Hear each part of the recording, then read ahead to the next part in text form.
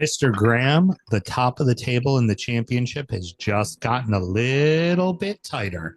Yes, it has. And then the bottom of the table in League One is fucking insanity.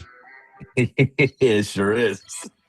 And yeah, there's a bunch of it's not more so the league this week, it's more so little tiny stories, but each of those stories are pretty fucking massive. I'll tell you what, it's going to be fun. Well, let's start the show. Born in the land of Bowie, Maryland. Bred to be a fan of fucking Everton. Punch you in the eye and drink your rye. Sam Houston. Sam Houston? Arsenal fans have another Sam. AKA the fucking Gooner Graham. Son of the Lord. But straight and short. Sam Grammy. Sam Graham.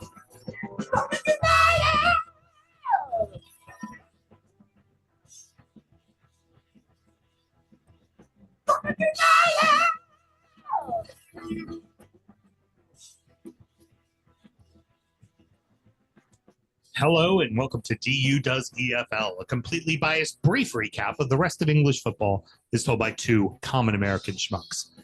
I am your host, Sam Houston, and across the way from me, the man who clearly does not care about Arsenal women, my co-host, Mr. Samuel Graham.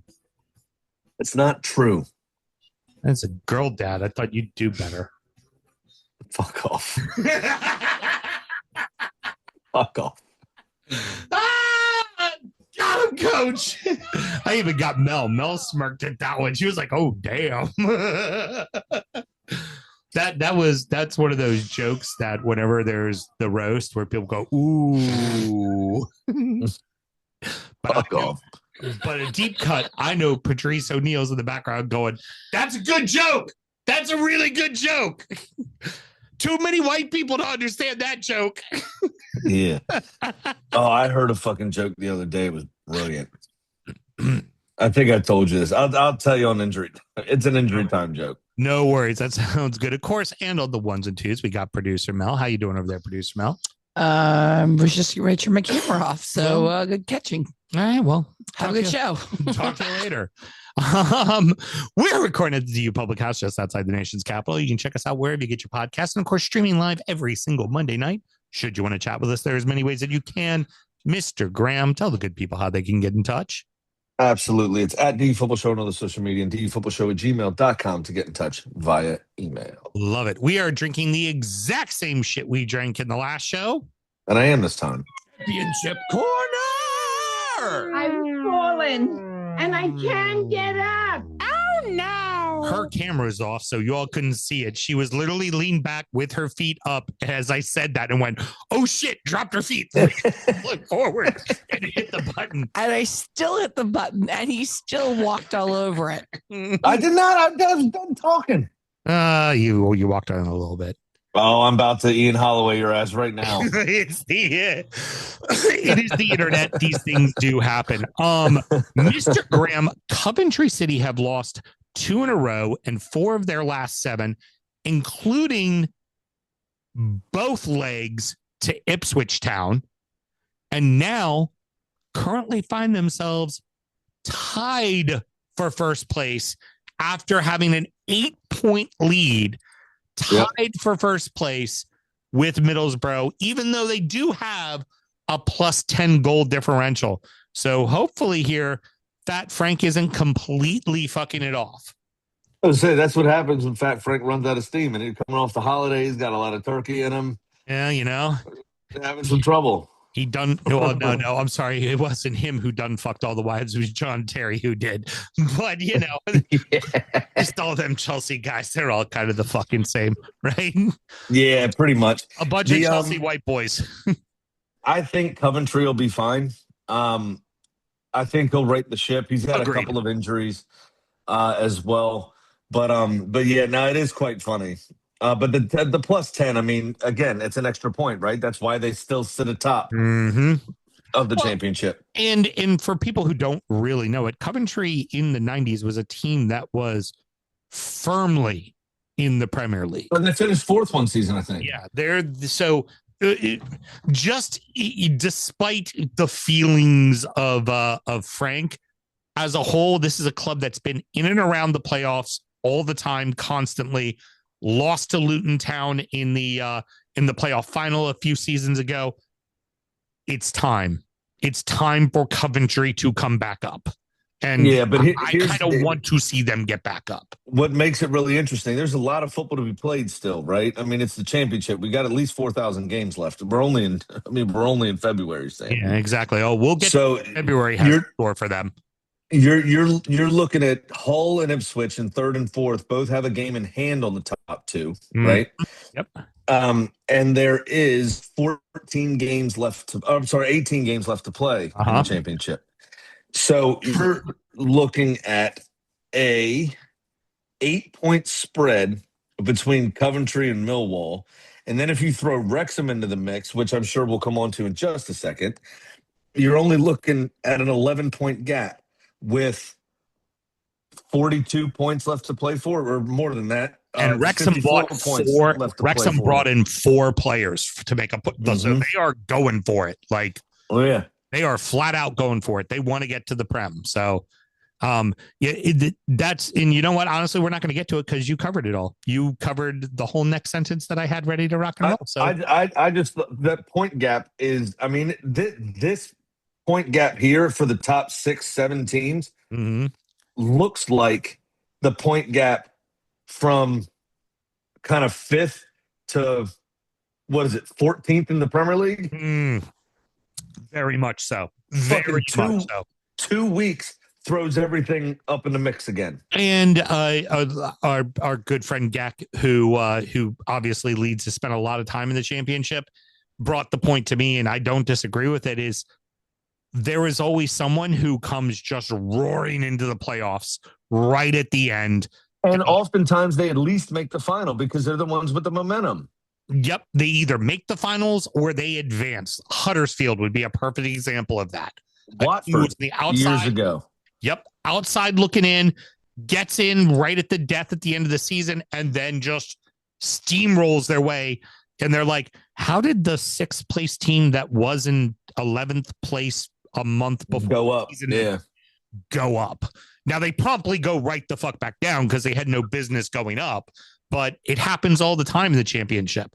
Now the big thing, Pompey got a big 3-0 win at home over West Brom, along with 2 wins and 2 draws in their last 4. They are out of the drop, and they have a team between them. That team between them is fucking West Brom, Sam. That's a team who is always in the top half of the championship. They're a big yo-yo club. They've been up 4 or 5 times, and they've gone right the fuck back down. But this is like Reading. This team's too good to be going to League One. Yep. And they could be going to League One.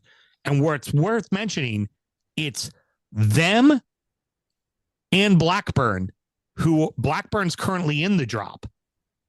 So Wolves and Burnley are likely coming down, and it's highly likely that one of their 2 massive rivalries won't be in the league with them. Exactly. You think of like the time Norwich went down, Ipswich went down to League One. Like, so like you think of those type of spots, and yeah, there's a very good chance that if Wolves come down, West Brom may not be in the championship. So no Black Country Derby. Right. The other piece of this too for Pompey, which is near and dear to our hearts, is just looking at the table here. The bottom 3 clubs that get relegated all have only 29 games played. Portsmouth have a game in hand on them and have a 4-point lead from the drop at the moment. So they already have 2 games. You know, this is what I spoke about with Arsenal. This is why you build that lead, right?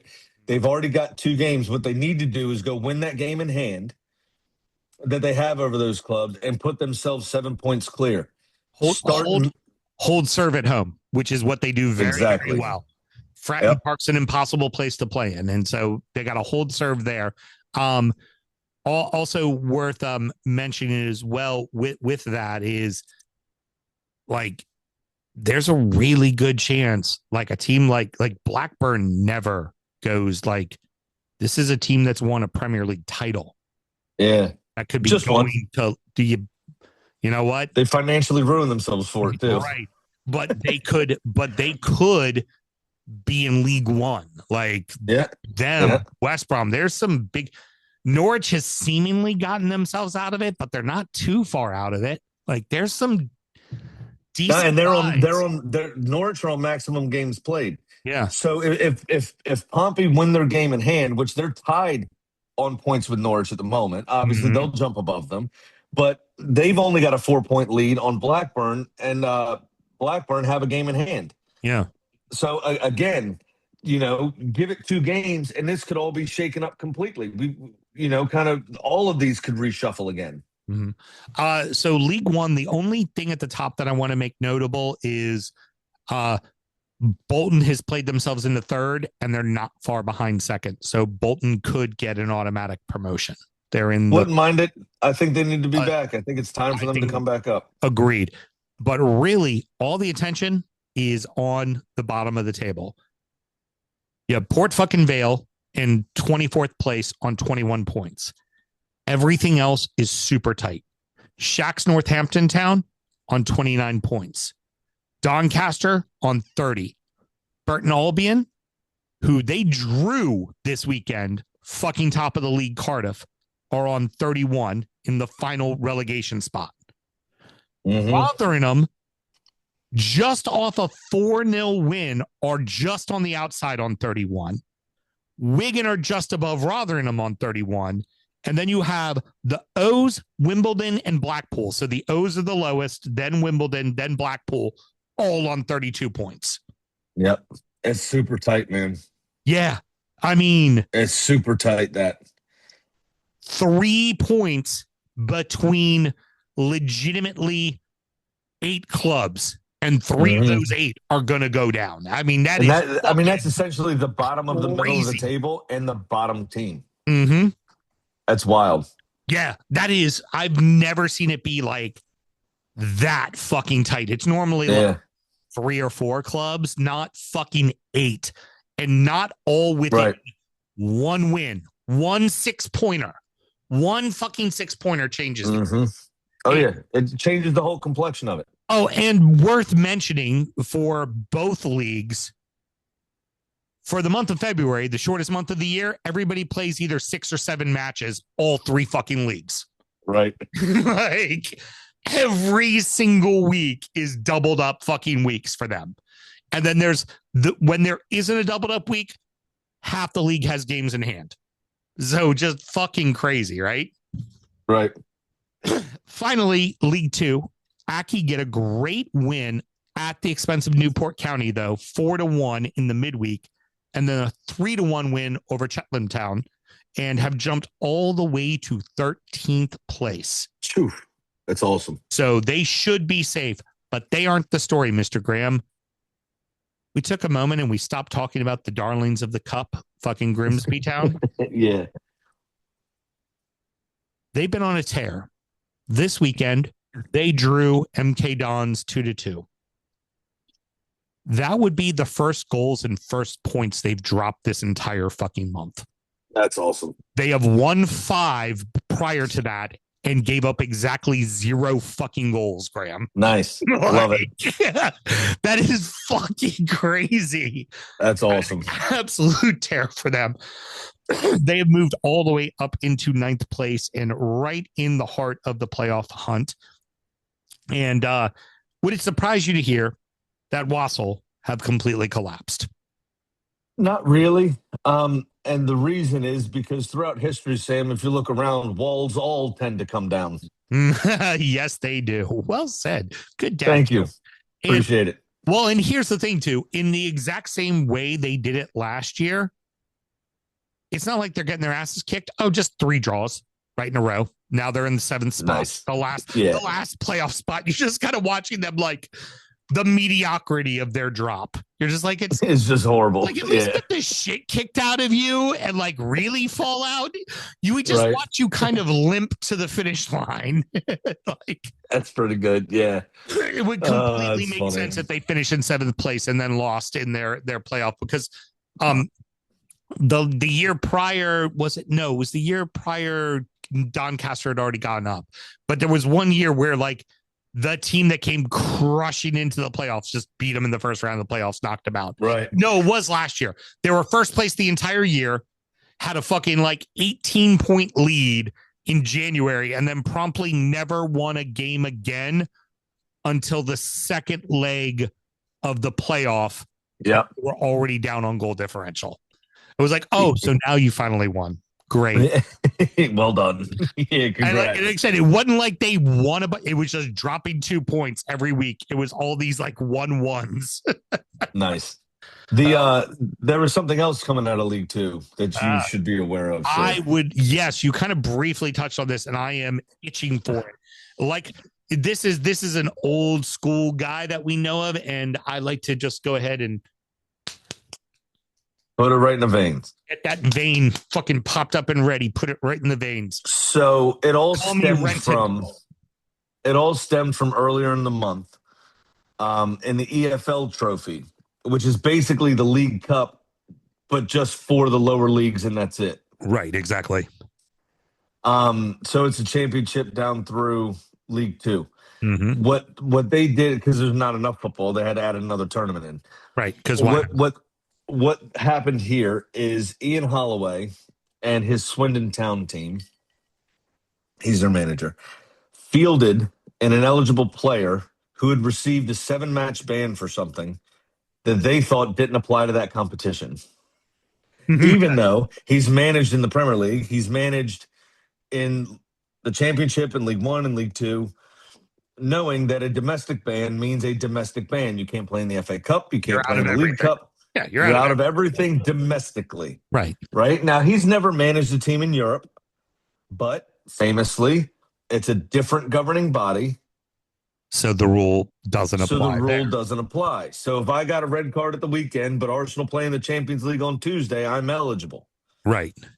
Right. But if I get a red card in the midweek and the FA Cups this weekend, I'm ineligible. Right. And everyone knows this, even us two schmucks, even us stupid Americans. Well, especially in the case of someone like Ian Holloway, who has managed a lot of fucking clubs. Right. And for a long time. So fast forward to his post-match press conference, where he said the EFL told him this on Friday, the night before the match, that they were being fined £1,000 as a club, and that player was going to serve a 1-match suspension. He's their club captain. And their best player. Right. They did go on to win the game, I believe, but he was still fuming. And apparently there's some sort of portal, some sort of computer system that a secretary types in the team selection, and it turns back like, yeah, he can play or something. And she hit some sort of wrong button or selected the wrong player, said it was cool, wasn't cool. Went off on a tangent for a second. It was like, well, I don't even blame her. It's not her fault. It's you. It's the EFL. It's disgusting. It's disgusting. And he started just an amazing 7-minute rant about this entire situation. Then, because of this, I think he thought he could add a player to the substitutes bench since that player was then ineligible. But he had already turned in his team sheet. So they wouldn't let him add a player. He brought the player on anyway. So there could be further sanctions coming for fielding another ineligible player because he wasn't on the team sheet that he handed in at the start of the game. Absolutely fucking brilliant stuff. And you have to see him just absolutely go mental in this interview. He loses his mind, and it's fucking brilliant. And we love Ian Holloway for it. Thank you very much. It's those kind of knick-knacky rules that now wants me to see Swindon Town win that fucking tournament. They absolutely that cup. But the crazy thing is the EFL is the one that bans you, right? Right. It's in the name of the tournament. It's the EFL trophy. Right. So if the EFL bans you, why wouldn't you be banned from the tournament? Just makes sense. It's in the name. Yep. Yeah. Absolutely. It doesn't make sense at all. If I get banned from Buffalo Wild Wings, can I still go to Buffalo Wild Wings Go? No. Probably not. No. Probably not. You're banned. You're banned. You're banned. Like Joe's Fruit Stand and Kramer. You're banned. You're banned. No, Graham, no soup for you.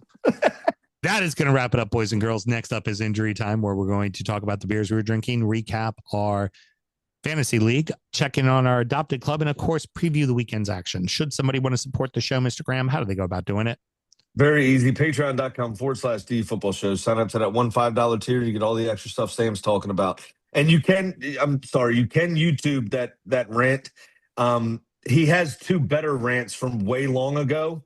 So it's like the 3rd video on YouTube is the one from 2 or 3 days ago. So make sure you check that out. Very good. See, maybe throw that up in the closed group. That'll be fantastic. Yeah, I'll shoot the link out in the closed group. Drunkard United FC on Facebook. Until next week, everybody. Good night.